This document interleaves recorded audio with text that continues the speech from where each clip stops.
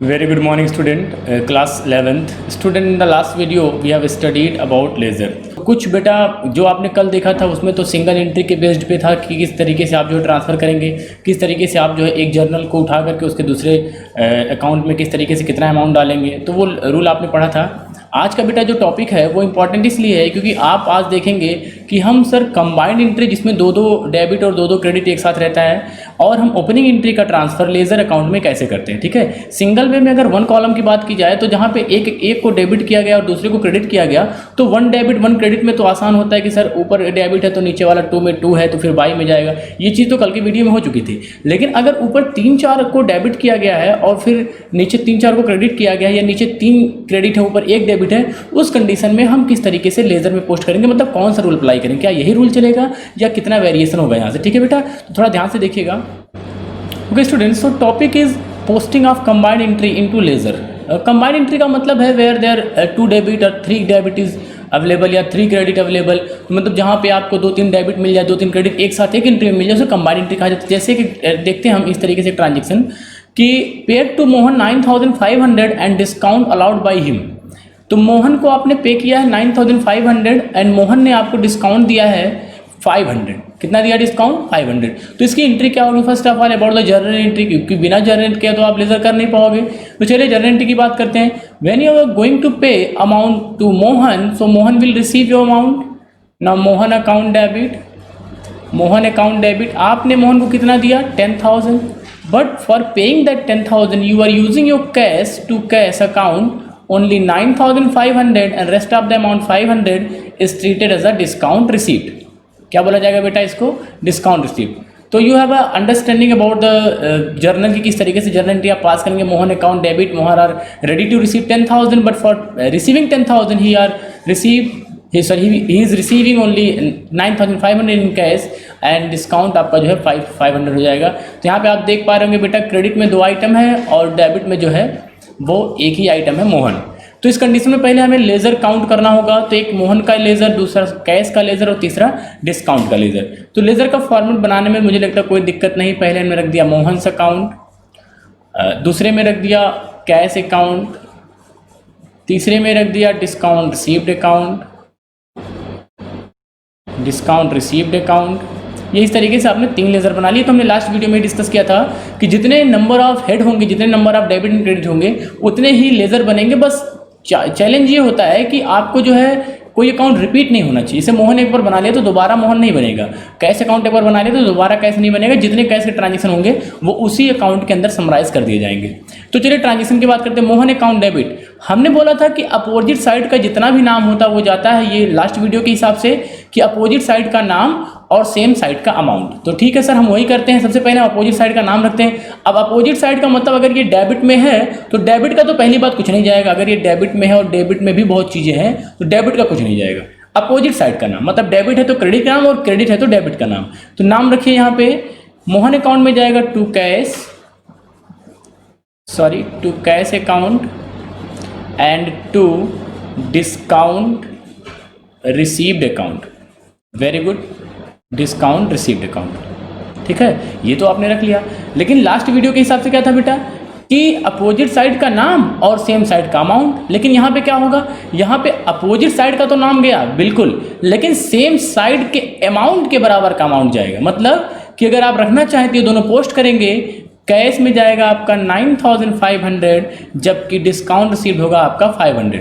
You know student की जो वैल्यूएबिलिटी होगी, जो उसका वेटेज होगा वो तो 10,000 के ही बराबर होगा। चलो ठीक है, 10,000 रुपये ही जाएगा मोहन के अकाउंट में, but that 10,000 in respect of 2 heads, in first about the cash and second about the discount received. दोनों के हेड को मिला करके यहाँ पे 10,000 गया है इस तरीके से। और इसको इक्वल करने के लिए, चूंकि डबल इंडी सिस्टम कहता है कि दोनों तरफ इक्वल होना चाहिए, तो यहाँ लगा देते हैं हम बैलेंसिंग करने के लिए बाई बैलेंस सी डी। जब हम बैलेंसिंग करते हैं तो बाई बैलेंस सी डी लगाया जाता है और जब पुराना बैलेंस रहता है तो by balance B D balance को बी डी रखा जाता है। 10,000 से इक्वल और इधर भी आपका 10,000 से इक्वल। तो पहला तो आपका हो गया। क्या किया आपने? मोहन के अकाउंट को डेबिट करके to cash to discount receive कर दिया। मोहन जो कि डेबिट है, इनके अपोजिट का पूरा नाम जाएगा टू कैश और टू डिस्काउंट। टू कैश के रिस्पेक्ट में 9,500 एंड 500 ये तो सेम साइड के बराबर का ही जो है अमाउंट जाता है। अब हम कैश की अगर बात करें तो कैश क्रेडिट है। अब हमने बोला अभी क्या बोला कि जो अगर आपने डेबिट की बात की तो डेबिट का कुछ नहीं जाएगा, अगर क्रेडिट की बात करेंगे तो क्रेडिट का कुछ नहीं जाएगा। चूंकि कैश है तो कैश के क्रेडिट में डिस्काउंट भी है, लेकिन डिस्काउंट का नहीं होगा क्योंकि कैश खुद क्रेडिट है। तो डेबिट का हम पकड़ेंगे अपोजिट साइड का नाम। तो कैश को पकड़ लिया, अपोजिट में कौन है, मोहन। तो चूंकि अगर वो अमाउंट नीचे होता है, जिस अकाउंट की आप बात कर रहे हैं, अगर वो अकाउंट नीचे है तो ऊपर वाला किस साइड जाता है, बाई साइड में। अगर आपने लास्ट वीडियो देखा होगा तो आपको पता होगा, यहाँ जाएगा बाई मोहन, अपोजिट साइड का नाम और सेम साइड का अमाउंट। कैश के सामने कितना है, 9500। ये चीज़ ध्यान रखिएगा कि ये नहीं कि आप जो 10,000 रख दीजिए, अपोजिट साइड का नाम और सेम साइड का अमाउंट 9500। इसको इक्वल अगर करना चाहते हैं तो टू बैलेंस CD कर दीजिए। कुछ स्टूडेंट के दिमाग में आता होगा कि सर CD जो है टू साइड होता है या बाई साइड होता है। बेटा टू और बाई का यहाँ पे कोई मैटर नहीं है। कैरी डाउन जो बैलेंस होता है वो किसी भी तरफ आ सकता है। अगर डेबिट में कम है तो डेबिट में लगा करके, अगर क्रेडिट में कम है तो क्रेडिट में लगा करके आप जो है बैलेंस को इक्वल कर देते हैं। यहाँ पे 9500, ठीक। अब डिस्काउंट रिसीट की बात करो, डिस्काउंट रिसीट क्या बेटा, ये भी सर क्रेडिट है। अगर ये क्रेडिट से ऊपर वाला किधर जाएगा, ये डेबिट वाला जाएगा, ये भी किधर जाएगा, by Mohan. By Mohan same side का कुछ नहीं जाता, सेम साइड का अमाउंट होता है और अपोजिट साइड का नाम। बाई मोहन गया और सेम अमाउंट में कितना है, 500, तो यहाँ पे 500, ठीक है। बैलेंसिंग करने के लिए to balance CD, good, 500 total कर दीजिए दोनों तरफ 500। तो ये आपको समझ में आएगा कि कंबाइंड एंट्री के केस में हमें किस तरीके से जो है एक्शन लेना है, किस तरीके से जो है पोस्टिंग करनी है। चलिए बेटा अगला देखते हैं। अब ये है जो बेटा वो है ओपनिंग एंट्री। आपने सुना होगा, हमने जर्नल वाले में पढ़ाया था। कौन एंट्री सर, ओपनिंग एंट्री। ऐसा आपको मैंने कंसेप्ट पढ़ाया बेटा, गोइंग कंसर्न कंसेप्ट, वहाँ पे बहुत अच्छे से बताया है कि when we start any business then there is no intention to reduce its size then close our business. हम अपने बिजनेस को करते हैं तो हमारा ग्राफ जो हमेशा रहता है कि चलो आज छोटे में है, कल और बड़ा, एक्सपेंड करते करते जो है हम काफ़ी बड़ा बिजनेस करने की कोशिश में रहते हैं। तो प्रॉब्लम ये है कि हमारा जो ईयर चलता है वो 1 अप्रैल से लेकर के 31 मार्च तक चलता है, 31 मार्च 2000, ठीक है। तो जो ये आपके फाइनेंशियल ईयर हैं, इस फाइनेंशियल ईयर के हिसाब से खजली उजली होने लगती है।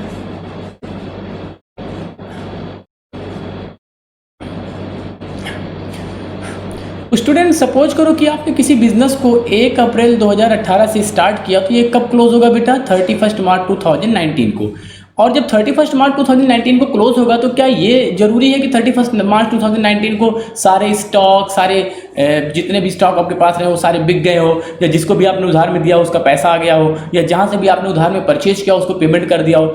ऐसा कुछ नहीं बेटा, कुछ अकाउंट के बैलेंसेज जो है वो रह जाते हैं और उसी बैलेंस को कहा जाता है closing balance of the last year, and that balance will transfer in the next year and that is called opening balance for the current year, ठीक है। तो यहाँ पे ओपनिंग एंट्री कैसे होती है? एक्चुअली स्टूडेंट जर्नल के हिसाब से रूल क्या है कि अगर आपको ओपनिंग एंट्री पास कर रहे हैं तो उसके दो ही रूल हैं। पहला, all assets will be debit, all assets will be debit and all liability will be credit. If there is a difference in the liability, then it will be recovered by the capital, and if there is a difference between the assets, that will be recovered by the goodwill. Okay student, तो entry पास करते हैं बेटा। सबसे पहले cash in hand के लिए cash account debit हो गया 6000 से। कैश एट बैंक के लिए सिर्फ बैंक अकाउंट, मतलब बैंक में आपका पैसा है, दैट वाज 12,000, तो 12,000। BR भी आपका असेट्स होता है, बिल्स रिसीवेबल, सबको पता होना चाहिए। Bills receiver it is your assets and assets always be debit. अभी की बात नहीं बेटा, हमेशा की बात है कि असेट्स का जो बैलेंस होता है वो डेबिट में ही रखा जाता है। इसके बाद रमेश के बल लिखा है क्रेडिट, तो जो क्रेडिट लिखा है उसमें आप कुछ कर नहीं सकते हैं, क्रेडिट है तो क्रेडिट ही जाएगा। To Ramesh account 3000। इसके बाद स्टॉक असेट्स है, stock debit 5400। Bills payable is जो लाइबिलिटी, जैसे BR असेट्स होता है वैसे BP आपकी लाइबिलिटी होती है, बिल्स पेबल 2000। सुरेश डेबिट लिखा है तो डेबिट में रखिए, Suresh account DR debit 9700। Himanshu के बारे में भी वही बोला है, तो हिमांशु अकाउंट डेबिट 10,000, ठीक है। अब करना क्या आपको ये टोटल निकालना है बाहर कहीं कि टोटल डेबिट कितना हुआ, एंड ये देखेंगे कि टोटल क्रेडिट कितना हुआ। ठीक है। अगर आप टोटल डेबिट देखेंगे बेटा तो टोटल डेबिट आपका हो जाएगा 50,100, जबकि क्रेडिट की बात करेंगे तो ये सिर्फ हो जाएगा 5,000। अब आपको पता है कि सर हमारे एसेट्स और liability as per the rule of double entry system both must be equal, but here your assets is more than liability, your assets is 50,100 but liability is now only 5,000, so difference between assets and liability that is called capital. तो यहाँ लिखेंगे to capital, आप इसको balancing figure भी रख सकते हैं कि बैलेंस करने पे आया बैलेंसिंग फिगर 45,100।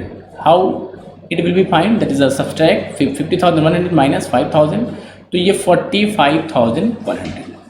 ठीक है, तो एंट्री आपने पास कर लिया, cash account debit, bank account debit, BR debit, stock debit, Suresh debit, Himanshu debit, to Ramesh, to BP, इस तरीके से करके और लास्ट में टू फाइनल लगा दिया, टू कैपिटल। ठीक है, अब इसकी पोस्टिंग कैसे होगी, पहले तो बेटा जितने अकाउंट है पहले काउंट कर लो, cash account, bank account, BR, stock, Suresh, Himanshu, Ramesh, BP, capital, जितने हैं सबका हेड बनाना पड़ेगा आपको। तो हम हेड बनाते हैं पहले कैश अकाउंट, कैश अकाउंट, इसके बाद है बेटा आपका बैंक अकाउंट, बैंक अकाउंट के बाद आपने देखा BR bills receivable account, stock account, तो bills receivable account, bills receivable account, then है स्टॉक अकाउंट, सुरेश अकाउंट, यहाँ रखेंगे stock account, then Suresh account, Suresh के बाद क्या है बेटा हिमांशु अकाउंट, या फिर आप रखेंगे हिमांशु अकाउंट, सबका लेजर बनाना पड़ेगा, हिमांशु अकाउंट, एंड देन आप करेंगे रमेश अकाउंट,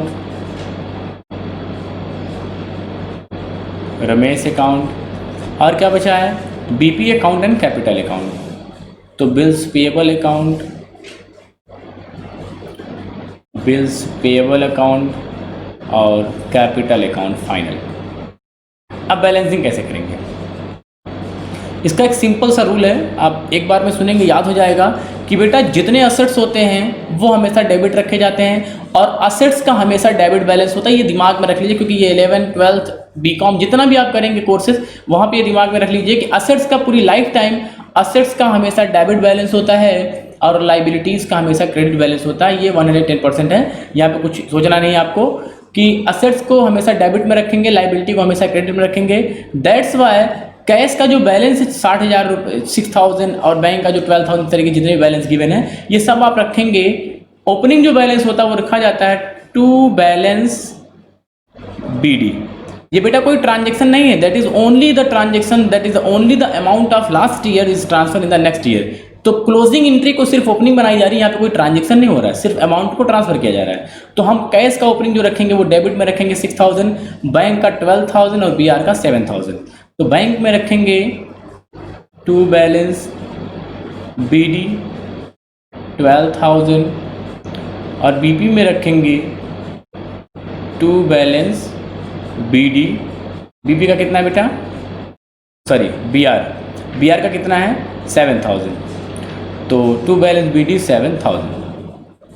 ठीक है, ये हो गया।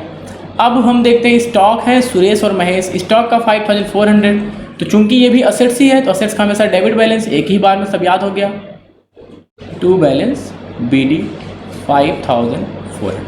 ठीक है, और इसके बाद क्या है सुरेश का 9,700 एंड हिमांशु का 10,000, तो सुरेश का to balance BD 9,700 to balance BD 10,000। तो ये सारे असेट्स की तो पोस्टिंग हो गई। असेट्स का सर ने बोला डेबिट में, आपका लेफ्ट साइड डेबिट होता ही, ये जो इधर है सब डेबिट है, सब डेबिट है, तो रख दीजिए फटाफट, कर लिया। इसके बाद अब हम लाइबिलिटी को पोस्ट करते हैं। लाइबिलिटी में रमेश है, बीपी और कैपिटल, रमेश का 3,000, बीपी का 2,000। चूंकि लाइबिलिटी की बात करने जा रहे हैं तो लाइबिलिटी का हमेशा कौन सा बैलेंस होता है, क्रेडिट बैलेंस होता है, तो यहाँ पे रखेंगे बाई बैलेंस बीडी और बीपी का भी रखेंगे बाई बैलेंस बीडी, कैपिटल का भी रखेंगे बाई बैलेंस बीडी। ठीक है। तो अब एक चीज़ दिमाग में फिगर में कर लो बेटा कि जितने भी असेट्स हमने पढ़े हैं सर, असेट्स का हमेशा डेबिट में रखा जाएगा, जो ओपनिंग बैलेंस होगा to balance BD, to balance BD, to balance BD. And liabilities की बात करेंगे तो वो हमेशा बाई बैलेंस बीडी और बाई बैलेंस बीडी ही रखा जाएगा। Whatever liability doesn't matter, but अगर लाइबिलिटी है तो that balance, that opening balance will be put in the credit side. ठीक है, तो बैलेंस देख लीजिए कितना है, 3000,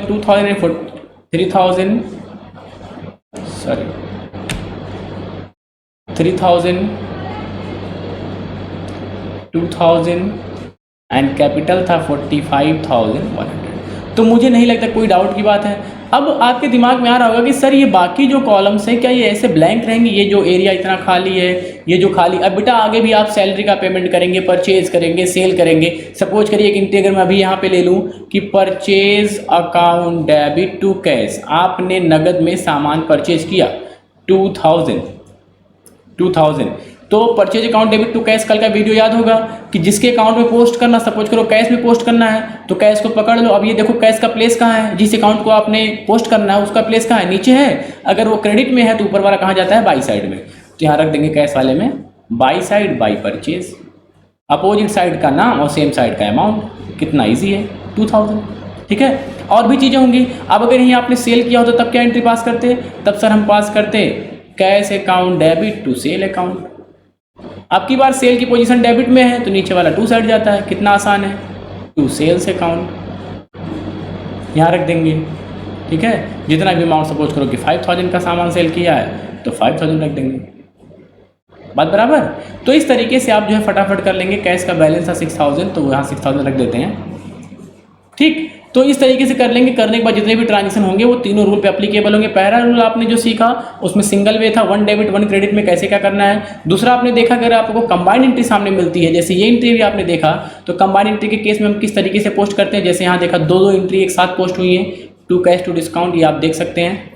और आप फाइनल जो देखेंगे, अगर ओपनिंग हम शुरू करते हैं, बिजनेस को शुरुआत करते हैं, तो पिछली ईयर के जो बैलेंसेज वो अगर ट्रांसफर हो रहे हैं जैसे यहाँ आपने देखा, तो इस कंडीशन में कौन सी एंट्री हम और किस तरीके से जो है वो पास करेंगे। ओके स्टूडेंट, तो आई थिंक कोई दिक्कत की बात नहीं, आप कर सकते हैं। कोई प्रॉब्लम आएगी तो कॉन्टेक्ट करिएगा। ये होमवर्क आपके सामने है जिसमें 2 MCQ हैं। ये MCQ आपको 1 टिक करना है, थोड़ा पढ़ लीजिएगा ध्यान से। और ये देखिए हमने थोड़ा सा एक क्वेश्चन दिया है, इसको जो है एंट्री करके पहले आप ओपनिंग एंट्री पास करिएगा। पहले आप ओपनिंग एंट्री पास करिएगा। ओपनिंग एंट्री पास करने के बाद इसको पोस्ट कर दीजिएगा उनके लेजर अकाउंट में। ठीक है, कोई दिक्कत की बात नहीं, कर सकते हैं। Okay students, so that is enough for today. Thank you, have a nice day.